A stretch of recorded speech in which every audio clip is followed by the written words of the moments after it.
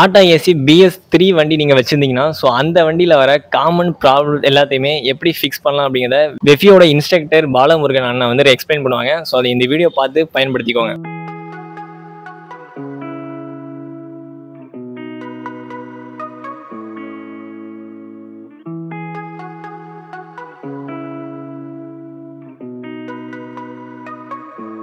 வண்டியில என்னென்ன ஆயில்லாம் வந்துட்டு இருக்கு, எந்தெந்த டைம்ல அந்த ஆயில்லாம் செக் பண்ணணும்? மெயின்டெனா பார்க்கணும்னா ஃபஸ்ட்டு கூலண்ட் ஆயில், அது இன்ஜின் கூலிங்காக. அடுத்தது இன்ஜின் ஆயில் எப்பயுமே இன்ஜினில் இருக்கணும். இன்ஜின் ஆயில் கிலோமீட்டர் வந்து நம்ம ஊற்றுற ஆயிலை பொறுத்து தான் இருக்காது அந்த ஆயில் கிலோமீட்ரு.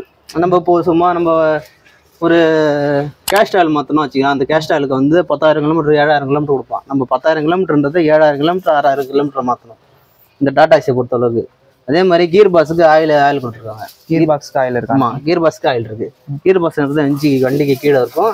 அதுக்கு 1.5 லிட்டர் ஆயில் இருக்குது. இது இன்ஜின் ஆயில் மாற்றிட்டு பேப்பராக engine oil filter diesel filter மாற்றணும். மாற்றிட்டு அதே மாதிரி ஏர் ஃபில்டர் கைட்டு க்ளீன் பண்ணி போட்டு விட்டுறணும். க்ளீன் பண்ணி போட்டால் நல்லாயிருக்கும். அடுத்தது வந்து கீர் பாஸுக்கு வந்து 1.5 லிட்டர் ஆயில். 1.5 லிட்டர் ஆயில் அதை வந்து அது எப்படின்னா 50,000 கிலோமீட்டர் ஒரு தடவை மாற்றலாம். 50,000 கிலோமீட்டருக்கு ஒரு தடவை கீர் பாக்ஸோட ஆயில சேஞ்ச் பண்ணிக்கலாம். அதே மாதிரி கிரோன் வந்த வண்டிக்கு கிரோனுக்கும் அதே மாதிரி தான் 50,000 கிலோமீட்டர் ஒரு தடவை மாற்றிக்கணும். ஏதாச்சும் உடஞ்சா மட்டும்தான் கிரோன் ஆயில் கெட்டு போகும், கீர் பாக்ஸ் ஆயிலும் கெட்டு போகும். இன்ஜின் ஆயில் அப்படி கிடையாது. கம்ப்ளீட்டாக 7,000 கிலோமீட்டரில் கம்ப்ளீட்டாக ஆயில் சேஸ் பண்ணணும். அப்போ தான் இருக்கும். இந்த டைமிங் இதில் வந்து டைமிங் பெல்ட் வரும். இந்த டைமிங் பெல்ட்டு 1,00,000 கிலோமீட்டரில் எப்பயுமே சேஞ்ச் பண்ணணும். டைமிங் பெல்ட்டு, ஐ லோலரு, இதுக்கு வந்து அடிஷ்னல் லோலரு, வாட்டர் பம்பு, இதெல்லாமே வந்து 1,00,000 கிலோமீட்டருக்கு அப்புறமா பார்க்கணும். பார்த்தா தான் மட்டும்தான் வண்டி இன்ஜின் ஸ்மூத்தாக இருக்கும். அதேமாரி இன்ஜின் ஓவராக ஆட்டம் ஆடும். அப்போ ஆடும்போது கீர் பாக்ஸில் 2 பெட்டு வரும், இன்ஜினுக்கு ஒரு பெட்டு வரும். இந்த 3 பெட்டு மாற்றினா இன்ஜின் வயசு நல்லாயிருக்கும். என்னென்ன ஸ்டெப்ஸ்லாம் ஃபாலோ பண்ணால் நம்மளுக்கு வந்துட்டு கிலோமீட்டர் அதிகமாக வண்டி தரணும்? என்ன சொல்லணும்னா ஃபஸ்ட்டு நம்ம டீசலை ட்ரை பண்ணாமல் ஓட்டணும். டீசலை ட்ரை பண்ணவே கூடாது. டீசல் ட்ரை பண்ணாமல் ஓட்டணும். அப்போ ஓட்டினா மட்டும்தான் வண்டி கரெக்டாக இருக்கும். அதே மாதிரி கரெக்டாக டைமில் ஆயில் சர்வீஸ் பண்ணணும், டீசல் ஃபில்டர் மாற்றணும், ஏர் ஃபில்டர் க்ளீன் பண்ணி போகணும். ஏர் ஃபில்டர் இதெல்லாம் க்ளீன் பண்ணி போட்டோம்னா ஒரு மேனுவலாக வண்டி எப்பயுமே டாடா பொறுத்தவரைக்கும் 22 தரும். மேனுவலாக இப்போ இருக்கிற வண்டிலாம் வந்து பழைய வண்டியெல்லாம் பார்த்தீங்கன்னா 18, 17 இந்த மாதிரி ரேஞ்சில் தான் தருது.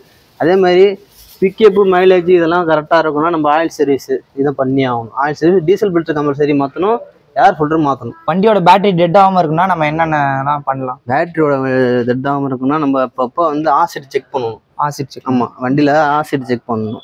ஆசிட் செக் பண்ணணும்னா கரெக்டாக இருக்கும். எப்பயுமே நம்ம எப்பயுமே போயிட்டு வந்து வண்டியில் நிப்பாட்டும் போது காலில் வந்து ஸ்டார்ட் பண்ண போவோம். காலில் வந்து செல்ஃப் எடுக்காது.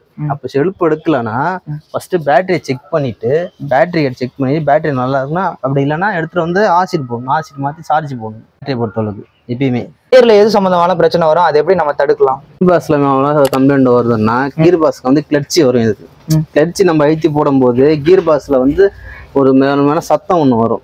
அந்த சத்தம் வருதுன்னா ஃபஸ்ட்டு எனக்கு கம்ப்ளைண்ட்டை பார்க்கணும். கிளட்ச் பிளேட்டு போயிருக்கா, அப்படி இல்லை கீர் பாக்ஸில் ஏதாச்சும் கம்ப்ளைண்ட் இருக்கான்னு ஃபஸ்ட்டு கிளட்ச் பிளேட்டை பார்த்துட்டு அதுக்கப்புறம் தான் கீர் பாக்ஸில் பார்க்கணும். கீர் பாக்ஸில் ஏதாச்சும் இந்த மாதிரி சத்தம் வரும்போது நம்ம எப்படின்னா இப்போ செகண்ட் கிட்ட இருக்கிறது ரன்னிங்கில் சில பேர் தேர்டு டாப் இழுத்துருவாங்க. அப்போ இழுத்தும் போது கருக்கிற சத்தம் அந்த நேரத்தில் வந்து அது உள்ளே இருக்கிற ஃபஸ்ட் கிட்ட செகண்ட் கிட்ட கோனு, பேரிங், பால்டர்ஸ்லாம் வரும். அதில் இருக்கிறதெல்லாம் ஏதாச்சும் ஒன்று அடிப்பட்டுடும். சைடு அப்படியே தெரிச்சிடும். அது தெரிக்கும் போது ரன்னிங்கில் மட்டும் ஒரு சவுண்டு வரும். ஒரு அம்மிங் சவுண்டு மாதிரி வரும், கடை ஒரு சவுண்டு ஒன்று மாதிரி வரும்.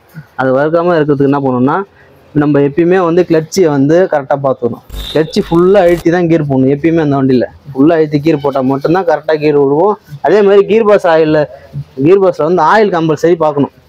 நம்ம ஒரு ஆயில் சர்வீஸ் பண்ணும்போது மெக்கானிக்கை விட்டு ஆயில் சர்வீஸ் அப்பப்போ கீர் பாக்ஸ் ஆயில் இருக்கா, கிரவுண்ட் ஆயில் இருக்கான்னு செக் பண்ணி சொல்லிடலாம். அவங்க பார்த்தோன்னா அவங்க செஞ்சு கொடுத்துருவாங்க. அது செஞ்சிங்கன்னா கீர் பாக்ஸில் எந்த கம்ப்ளைண்ட்டும் வராது.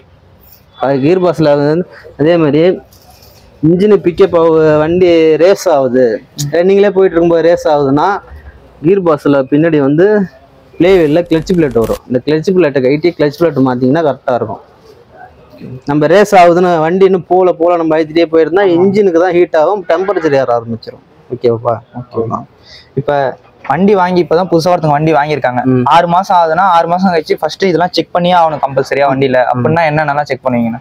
6 மாதம் கம்பல்சரி செக் பண்ணால் ஃபர்ஸ்ட் ஆயில் செக் பண்ணணும். Oil check. ஆமாம், எல்லா ஆயிலும் டோட்டலாக கீர் பாக்ஸ் ஆயில், கிரோன் ஆயில், எல்லா ஆயிலும் செக் பண்ணிவிட்டு அது நல்ல ஆயில் நல்லா இருந்ததுன்னா அப்புறமா ஏர் ஃபில்டர் செக் பண்ணணும். ஏர் ஃபில்டர், பேட்ரி, ஒரு வண்டி சர்வீஸ் வருதுன்னா எல்லாமே பேட்ரி, ஆயில் சர்வீஸ் எல்லாம் பார்த்துட்டு அதுக்கப்புறமா 4 வேலையும் தூக்கி ஜாக்கி வச்சு நம்ம ஸ்டாக் பண்ணி பார்க்கணும். பேரிங் கீரிங் போயிருக்கா இல்லை இது இருக்கா, ஆயிலுக்கு எதுவும் பிரேக் ஆயில் எது கம்ப்ளைண்ட் இருக்கான்னு எல்லாம் செக் பண்ணணும்.